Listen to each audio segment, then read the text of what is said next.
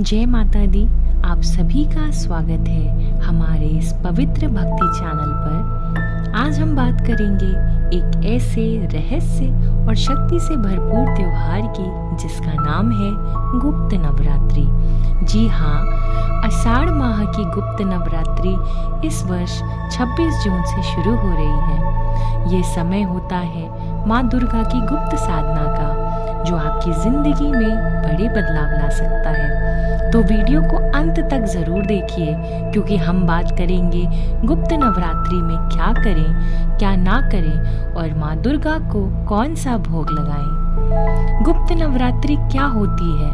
गुप्त नवरात्रि, जिसे छुपी हुई या फिर रहस्यमयी नवरात्रि भी कहा जाता है, साल में 2 बार आती है, माघ में और आषाढ़ माह में। इस नवरात्रि में ध्यान, जप और तांत्रिक साधना का विशेष महत्व होता है। ये नवरात्रि लोगों की नजरों से दूर रहती है, इसलिए इसे गुप्त कहा गया है। जो भी भक्त इस समय माँ दुर्गा की शुद्ध भावना से आराधना करते हैं, उनकी हर मनोकामना पूरी होती है। गुप्त नवरात्रि में क्या करना चाहिए? सबसे पहले इस नवरात्रि में शुभ संकल्प लें। व्रत रखने का या माँ की सेवा करने का। यदि आप व्रत नहीं रख सकते तो आप 9 दिन माँ दुर्गा की सेवा भी कर सकते हैं। हर दिन सुबह स्नान करके स्वच्छ वस्त्र पहनिए। अपने घर के मंदिर में दीप जलाकर माँ की छवि के सामने बैठिए। दुर्गा सप्तशती का पाठ, देवी कवच या अर्गला स्तोत्र का पाठ कीजिए। माँ के अलग अलग रूपों की पूजा अलग अलग दिनों में कीजिए। माँ को लाल फूल और लाल चुनरी चढ़ाइए। साधना एकांत में और पूर्ण श्रद्धा से करें। गुप्त नवरात्रि में जो भक्त गोपनीय रूप से माँ की भक्ति करता है, उसे माँ के दर्शन और माँ दुर्गा की कृपा दोनों मिलती है। क्या नहीं करना चाहिए हमें गुप्त नवरात्रि में? गुप्त नवरात्रि में मांस मदिरा का सेवन पूर्णतः वर्जित है। आपको लहसुन प्याज भी 9 दिन के लिए बिल्कुल छोड़ देना चाहिए। झूठ, चोरी या किसी को धोखा देना, पाप करना मना है।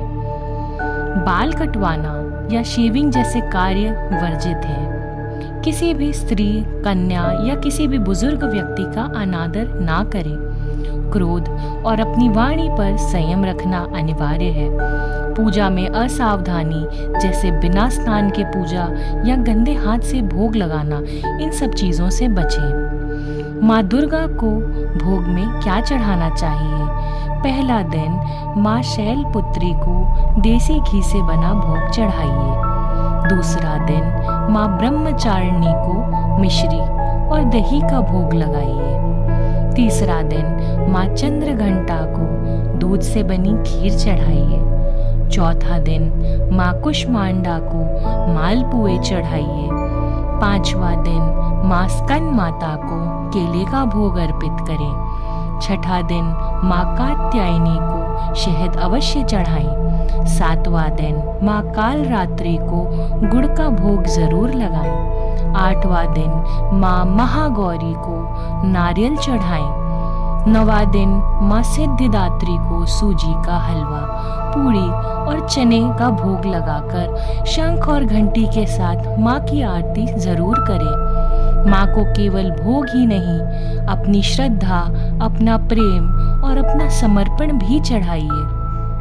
गुप्त नवरात्रि का यह समय जीवन से अंधकार हटाकर उजाले भरने का एक आदर्श समय है।